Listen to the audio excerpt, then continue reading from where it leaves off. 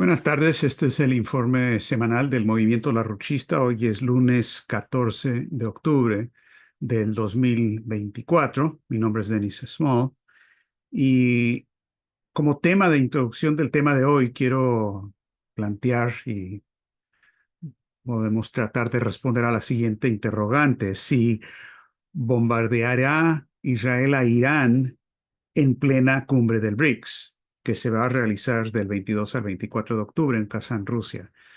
Y estamos realmente en la cuerda floja sobre eso. Estamos de mañana en 8 empieza la reunión de Kazán y hay una situación que se ha vuelto totalmente color de hormiga respecto a Israel e Irán. Lo más reciente es que Estados Unidos aprobó el envío, Biden anunció el envío de un sistema defensivo antimisilístico a Irán. En inglés se conoce como el interceptor THAAD, que las siglas significan Terminal High Altitude Area Defense, que en español se traduce como defensa terminal de área a gran altitud. Es un sistema extremadamente sofisticado que obviamente los israelíes quieren que eso esté en territorio suyo para lo que esperan que va a ser la respuesta de Irán cuando Israel responda con las represalias en contra de Irán. Y la forma que pueden tomar esas represalias son de gran importancia, es decir, el ataque de Israel a Irán, que está por ocurrir en cualquier momento. Pero quizás más importante que el envío de ese sistema THAAD a Israel es el hecho de que Estados Unidos está enviando el personal requerido, personal militar requerido para utilizar ese sistema. Son casi 100 soldados norteamericanos, 98 es lo que dicen.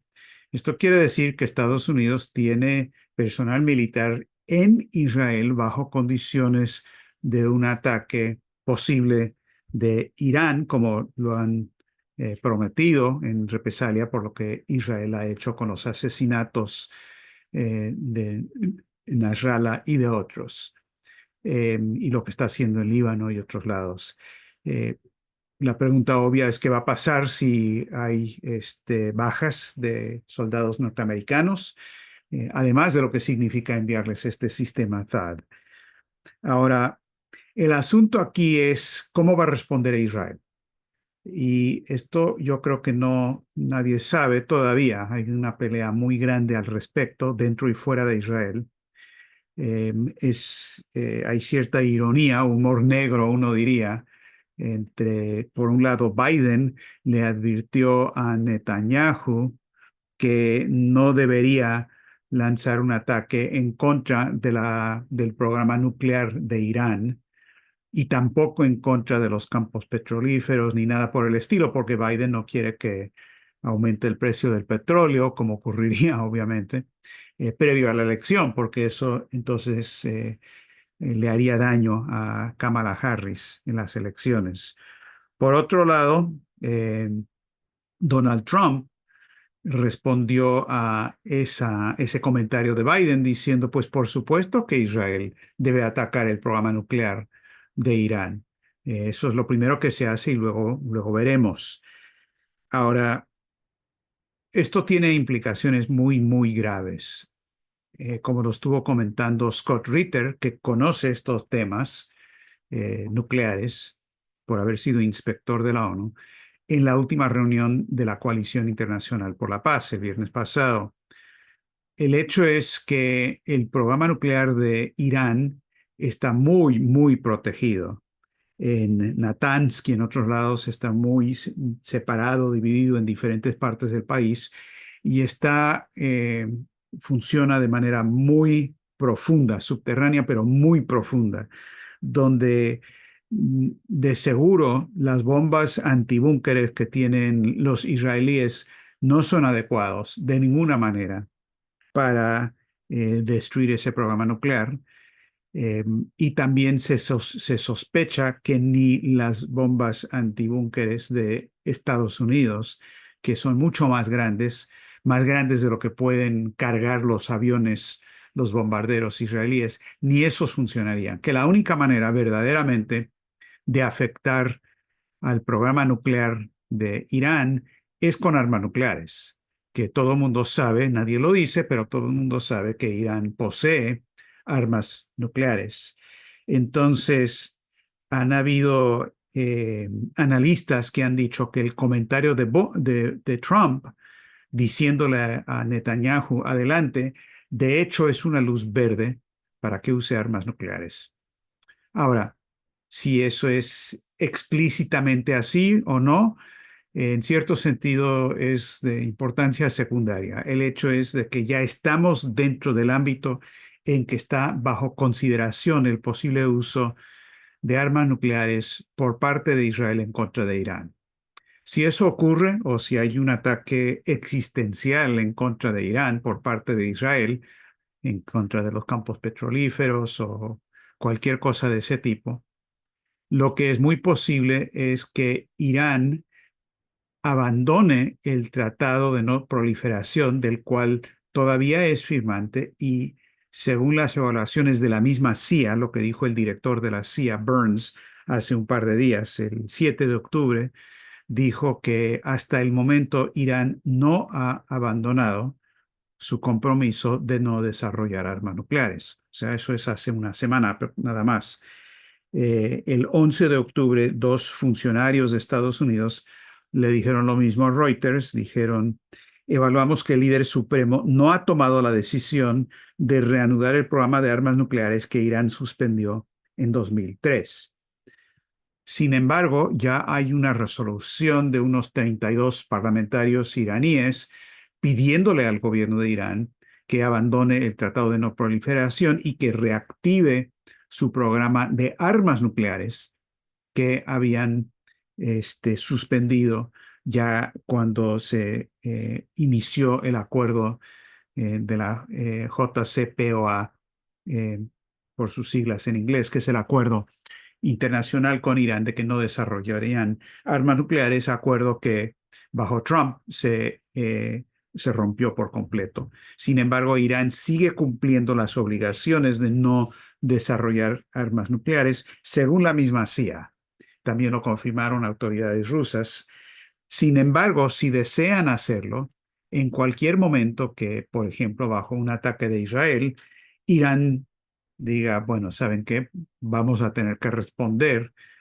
La evaluación de expertos en general, incluido de Scott Ritter, es que tienen el material suficiente de uranio enriquecido al 60%, que solamente faltaría enriquecerlo un poco más, que podrían producir una bomba atómica que se lanzaría al estilo cañón, que según entiendo es mucho más fácil que otras maneras de lanzar estas bombas nucleares. Eso lo podrían hacer en cuestión de una semana y que en 3 o 4 semanas podrían tener 3 o 4 bombas nucleares. Es decir, estamos en la cuerda floja absolutamente, de lado y lado, sobre lo que podría ocurrir en esta situación. Hay una conexión también directa a las elecciones en Estados Unidos, porque con el tema de Irán, Donald Trump, que se había salido del redil británico y de la provocación antirrusa, con el tema de Ucrania, ahora ya con el tema de Irán, no hay nadie más anti-iraní que Donald Trump. Es más, el equipo de la campaña de Donald Trump le solicitó al gobierno de Biden que le dieran más protección del servicio secreto para sus campañas electorales porque habían recibido amenazas de asesinato de Trump, disque de Irán. Y es más, el equipo de campaña de Trump solicitó que tuviera constantemente un avión militar protegiéndolo, sobrevolando y también acompañándolo por el peligro que se corría, según ellos, de un ataque de Irán. Entonces ya la trampa está tendida en toda dirección geopolítica con esos anuncios. Hubo un tercer incidente ayer, no digo atentado porque no sabemos si estaba planeado un atentado o no, todavía estamos investigando eso, de un tal Vem Miller que se acercó a un rally, una manifestación de campaña de Trump en Coachella, California, ayer. Entonces casi no hay reunión de campaña donde no haya incidente a estas alturas. Eh, Ahora, añadamos a esta situación estratégica el hecho de que Israel está lanzando una operación de carnicería humana en Gaza y en Líbano que hasta excede lo que ellos mismos habían estado haciendo. Eh, Esto ya no solamente es algo público, es algo que los israelíes deliberadamente están haciendo público para que se conozca a manera de advertencia y amenaza el horror que espera a cualquier persona, cualquier grupo que se oponga a lo que están haciendo. Hay información que está saliendo de, bueno, simplemente asesinatos este, a quemarropa de niños con balas en la cabeza, están destruyendo hospitales, están prometiéndole a la población en el sur del Líbano el tratamiento Gaza si no se van de ahí. Es decir, esta es la campaña de Eretz Israel, de extender Israel, de una limpieza étnica, de una expansión territorial, y el mundo no hace nada. O sí, hay cosas que están ocurriendo, pero no lo suficiente para parar esto. Y parte de la intención aquí es comunicar esta idea de que son hombres bestia. Esto tiene toda una historia en las ideas de Leo Strauss y la Revolución Conservadora, Armand Moller y demás, con la idea de presentar esa imagen como parte de la guerra eh, híbrida que están lanzando en contra de poblaciones. El movimiento La Rusia ha escrito bastante sobre esto. Ustedes pueden leer más sobre esto si desean. Es importante para entender lo que está ocurriendo hoy. Pero lo que sí quiero comentarles, y me parece muy importante, es abordar el asunto que es un tema de debate común, ¿verdad? Si lo que está pasando, si Israel está controlando a Washington y a los neoconservadores de Washington a través del grupo de cabildeo sionista, el llamado lobby sionista, que si Israel es el controlador de Washington, o si es al revés, si Israel simplemente está haciendo lo que está haciendo, como decía Lyndon LaRouche, porque es un taco de dinamita en manos de Washington y Londres, que utilizan cuando lo necesitan para propósitos geopolíticos. Eh, bueno, ya les mencioné, la evaluación del Lyndon LaRouche siempre había sido que Israel simplemente es una bomba molotov o un taco de dinamita que los intereses geopolíticos de Londres y de Washington utilizan y que el control está ahí. Otra manera de decirlo es que Israel es la cola del perro y el perro puede ser Washington, pero el dueño del perro, y esto lo quiero enfatizar como uno de los puntos centrales que le quiero comunicar hoy, el dueño del perro está en Londres. Esta es la vieja política del buró árabe del Reino Unido que siempre ha manipulado esta región. Ellos inventaron el sionismo antes de que existiera. Los cristianos sionistas existieron antes que los judíos sionistas, siglos atrás. Este es el plan Bernard Lewis, mucho antes de Samuel Huntington. Y así por el estilo. Y son los que hoy están proponiendo y diciendo que lo que hay que hacer es atacar a Irán, pase lo que pase. Y como un ejemplo de eso, les quiero leer unas citas de un artículo publicado por Chatham House, que es uno de los think tanks más importantes de la monarquía británica. Este es el 7 de octubre, es hace una semana. Y el título que lleva es Una paz duradera entre Israel y Palestina no será posible sin una nueva política para neutralizar la amenaza iraní. Ahora, el autor de este artículo no es un donadie, no es un periodista cualquiera o algo por el estilo. Es el tal Sir John Jenkins.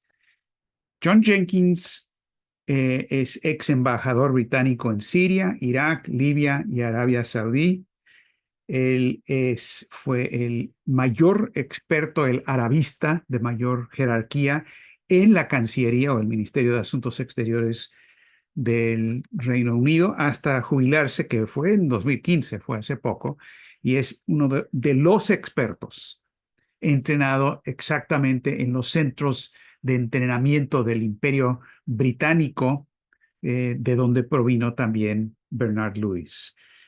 John Jenkins, si esto les significa algo a ustedes, él es caballero comendador de la Orden de San Miguel y San Jorge y es teniente de la Real Orden Victoriana, es decir, es una figura muy importante dentro de la jerarquía de definición de políticas de los británicos. Él dice lo siguiente en este artículo. Algunas personas pueden haber pensado que la guerra de Gaza era todo acerca de Palestina. Los dramáticos acontecimientos de las 2 últimas semanas sugieren que en realidad siempre se trató de Irán. La dura verdad es que no se puede llegar a un acuerdo simplemente mediante un alto al fuego o negociaciones con la autoridad palestina o la Organización para la Liberación de Palestina. Solo podrá alcanzarse una vez que Hamás, y en particular Hezbollah, dejen de ser amenazas importantes para Israel e Irán ya no tenga poder para perturbar el surgimiento de un nuevo orden regional. Y dice que es necesario desmantelar la influencia de Irán en Líbano, Siria, Irak, Gaza y Yemen. Y dice más, dice, por encima de todo, Estados Unidos y sus socios deben mantenerse cerca de Israel y proporcionar garantías férreas de seguridad a largo plazo para Israel. Y dice, para, como decimos, echarle crema a los tacos, dice que se requiere más todavía. Dice, hay que cerrar mezquitas, centros culturales y falsas organizaciones de derechos humanos que Irán ha utilizado para moldear la opinión a su favor en los países occidentales. Es decir, silenciar cualquier oposición a este plan de guerra. Y el objetivo, el blanco, es Irán. Ahora, Londres puede ser el dueño del perro, pero esto tampoco es algo tan desconocido, porque en el momento, en el 2011, cuando asesinaron a Gaddafi con la invasión a Libia y el asesinato de Gaddafi, la primera declaración pública del himno LaRouche en esos mismos días fue: esto no tiene que ver con Libia y con este horrible asesinato de Gaddafi. Aquí el blanco va a ser Irak, va a ser Siria, va a ser Irán, para luego atacar ahí a Rusia y a China. El juego político aquí a gran escala es Rusia y China. Ese es el objetivo. Y en efecto, esto es lo que está ocurriendo hoy día. Eh, ¿Por qué? Porque no pueden tolerar la existencia de centros de poder y de influencia que están en proceso de construir una alternativa a su sistema financiero y económico internacional que se está desmoronando. Esto no tiene que ver con el teatro de guerra del Oriente Medio, no tiene que ver con el teatro de guerra de Ucrania. Esos son simplemente instrumentos de genocidio, sin lugar a duda, pero el propósito político internacional mayor, el juego grande aquí, es Londres y Washington necesitan aniquilar a Rusia y China. Sí o sí. Y de ahí sale el peligro de guerra nuclear. Me parece también muy sintomático el hecho de que todo esto del Oriente Medio se ha empezado a hervir a este nivel de peligro tan grande. En cierto sentido sobrepasa el peligro de guerra nuclear generado desde la situación de Ucrania, justo en el momento en que la situación de Ucrania ya no está bajo control de los intereses imperiales de Londres y Washington, por varias razones. Primero, porque están perdiendo en el campo de batalla. No hay salida para Ucrania ahorita. Hay rumores, discusiones de que la ofensiva militar rusa puede llegar en noviembre, diciembre, a tomar más territorio, incluida Odessa y Kharkov y otros. Eh, Johnson, el presidente de la Cámara, republicano, que trabaja con Trump, está diciendo ya no hay más dinero para Ucrania. Eh, Hay deserciones por todos lados. Es decir, el plan no funcionó, no está funcionando, a tal punto que la famosa reunión de Ramstein, que iba a ocurrir el 12 de octubre, no se realizó porque el presidente Biden no pudo viajar. De repente se preocupó mucho, mucho, pero mucho por los huracanes en Estados Unidos, que antes ni se había percatado, pero se preocupó al punto de que tuvieron que cancelar todo lo que iba a ser la reunión de Ramstein, que era supuestamente donde los británicos ahora sí lo iban a convencer a Biden de que lanzara misiles de la OTAN desde el territorio de Ucrania en contra de Rusia. Y también dentro de todo esto está el hecho de que Donald Trump se le salió de control en el tema de Ucrania. Porque acuérdense, 2, 3 meses atrás, Donald Trump dijo muy claramente que él estaba en contra de una guerra con Rusia, que lo de Ucrania él lo resolvía en un momento, empezó a hablar del peligro de guerra nuclear. Gente que lo estaba apoyando, como Tulsi Gabbard y Bobby Kennedy, estaban diciendo lo mismo. El tema nuclear, ahí estaba. Y claro, luego los intentos de asesinato de Trump. Y lo que hicieron, y los británicos siempre hacen esto, cuando hay una operación y alguien o un grupo se les empieza a salir de control por un lado, salir del redil, pues hay otra operación que lanzan. Y en el tema de Irán, Donald Trump es un títere total manipulado por la ideología y mucha gente que lo rodea, y es el que más está proponiendo un ataque de Israel a Irán, posiblemente hasta un ataque nuclear. Entonces, todo esto se combina y nos da ese tipo de cuadro estratégico.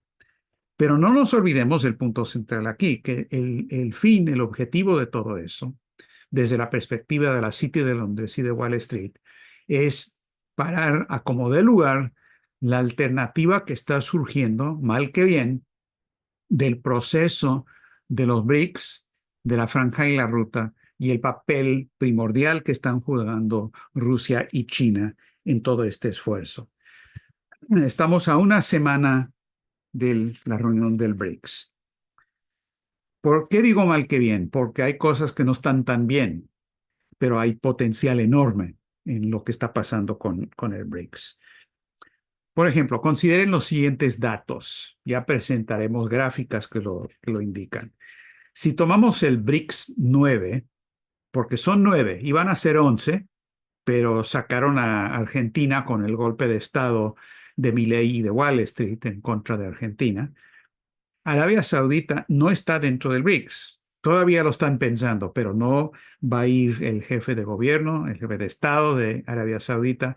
Va a mandar el canciller nada más. Ellos están todavía tomando decisiones. No están en el BRICS en este momento. Entonces, tomando los 9 que quedan, si vemos simplemente el cuadro físico-económico, en el sentido de, a ver, ¿qué mueven? No en términos del Producto Interno Bruto. Todo el mundo dice, bueno, es que hay cierta proporción del PIB que tienen los BRICS. Eso es absurdo. No, no importa. El PIB no mide nada. Si no, pregúntenle al Fondo Monetario por qué le insistieron a Colombia desde fines de los 80s, que tenían que contabilizar el narcotráfico dentro del PIB. Entonces, si vamos a incluir el narcotráfico, la prostitución, la especulación de Wall Street y todas esas cosas destructivas dentro del PIB, pues ¿qué significa el PIB? No te mide nada. Entonces, no importa, francamente, qué proporción del PIB a un PPP que pueda tener BRICS, pero sí empezamos a tener una idea de lo que es el potencial aquí. Si vemos la simple producción física, empezando con la población. La población de los BRICS 9 es el 45% de la población mundial, es decir, la mitad del planeta, y ni hablar de los 30 y más países que se quieren sumar al BRICS, y algunos van a entrar como socios, no como miembros plenos, pero como socios del BRICS en esta reunión. Claramente es la mayoría del planeta. En términos de producción de trigo, el 47% mundial. Del petróleo, 32%. Iba a ser más con Arabia Saudita, obviamente, pero sin, todavía es un tercio mundial. Del carbón, el 69%. Del acero, el 71%. Ferrocarriles electrificados, 62%. Esto es interesante, no porque eso sea como tal una medida de economía física, no lo es. Son simplemente unos parámetros físicos que se pueden desarrollar con tal y que lo que verdaderamente impulsa la economía física, que es la innovación, la tecnología, el avance de la ciencia, con tal y que se promueva eso. Entonces, para que el BRICS y el nuevo sistema que se está empezando a armar en esa reunión pueda prosperar, es urgente lo que Lyndon LaRouche ha aportado a la ciencia de la economía física. No se puede medir una moneda nueva con una canasta de productos, aún como los que acabo de identificar, menos con el oro. No tiene ninguna función en la economía física. El oro funciona simplemente como un elemento común de evaluación con tal y que las economías físicas estén avanzando. Y la cuestión clave en esto es donde los chinos en particular han avanzado, que es el concepto, como dice Xi Jinping, de la innovación y el avance tecnológico como lo invariable de una economía que siempre está avanzando y variando. La invariabilidad dentro de lo que siempre varía es el proceso que produce esos avances, como lo diría Platón, de una manera un tanto diferente. Entonces, esta cuestión es realmente fundamental. Eh, Hay una discusión al respecto. Por ejemplo, eh, el documento específico que presentó Rusia como el presidente de los BRICS para esta sesión en el grupo de los ministros de finanzas y demás que van a llevar a la reunión de Kazán. Es un paso importante en defensa de los países, pero es absolutamente inadecuado como una alternativa al sistema del FMI. Básicamente lo único que están proponiendo es tener algún tipo de sistema de pagos nuevo que permita comercio con monedas nacionales, pero con una convertibilidad directa entre las monedas nacionales usando moneda digital de los bancos centrales que está circulando a través de su propio sistema tipo SWIFT. Todo muy bien, perfecto, pero eso no cambia la arquitectura internacional. Es una medida de defensa importante, pero no cambia a fondo. El problema de ese documento en particular, que fue elaborado por el Ministerio de Finanzas y el Banco Central de Rusia, es que tiene una orientación básicamente monetarista. Ellos piensan, y lo dicen, que lo que hay que hacer es reformar el sistema del Fondo Monetario, hacerlo que se adapte más a los requerimientos de los países del sur. Muy diferente, por ejemplo, a otro punto de vista que también existe en Moscú, en Rusia, y en muchos otros países también, que lo expresó de manera muy sintética en un video hace un par de días, Paulo Nogueira Batista Jr., que brasileño, un economista muy metido a estos temas de los BRICS y el nuevo Banco de Desarrollo. Él fue vicepresidente del Banco de los BRICS, el nuevo Banco de Desarrollo, por muchos años. Y lo que él dijo en este pequeño video es lo siguiente: el actual sistema monetario y financiero internacional controlado por Occidente es en realidad irreformable. Nada sustancial cambiará en un futuro previsible. El FMI no cambiará sustancialmente, el Banco Mundial no cambiará sustancialmente. Y dijo, así pues, la pregunta para los BRICS realmente ahora es, ¿qué son capaces de hacer como grupo? ¿Somos capaces como BRICS o un subconjunto de BRICS? Ojo, o un subconjunto de BRICS, de ofrecer alternativas reales a lo que tenemos ahora, el sistema centrado en el dólar, peligroso y desequilibrado. Y dice una nueva moneda de reserva que sería, y lo propone, no una moneda parecida al euro, sino una moneda paralela que funcionaría como medio de liquidación entre bancos centrales y como activo de reserva seguro de cara al futuro. Y yo añadiría más, una moneda que se podría emitir a manera de un banco hamiltoniano, es decir, emitir crédito productivo, no hacia la especulación, es más, separándose totalmente del dólar especulativo, sin convertibilidad con el dólar especulativo, con crédito nuevo, con esta nueva moneda única relacionada a las monedas nacionales existentes, no reemplazaría esas monedas nacionales, no sería como el euro, como él bien dice, pero que sería también el vehículo no simplemente de comercio, sino de enormes, ingentes cantidades de capital productivo para ayudar a tener el crédito para financiar todas las grandes obras de infraestructura y los proyectos de la Franja y la Ruta y otros proyectos. El nuevo Banco de Desarrollo está en una posición óptima para cumplir ese papel, pero van a tener que aumentar la cantidad de crédito que emiten de 50 a 60 mil millones de dólares, que es eso es todo lo que tienen ellos como parte de su cartera de préstamos. Tiene que ser 100,000 veces más que eso para lo que se requiere en este momento, para proponer una alternativa real al sistema caduco actual. Entonces, este es el tema central, esta cuestión. Esto es lo que está detrás del horror del Oriente Medio, está detrás de la situación peligrosísima de Ucrania y el hecho de que estemos al borde del precipicio de una guerra nuclear. Este es el tema. Entonces, todo lo que hablábamos en otras ocasiones sobre este aporte singular de Lyndon LaRouche a la cuestión económica de cómo resolver esta crisis es fundamental. En BRICS yo diría que se está planteando la pregunta correcta, pero la respuesta correcta todavía no es una decisión mayoritaria de ninguna manera y hay pocos que se han acercado al tema de manera correcta, como Lyndon LaRouche viene haciéndolo por 50 años.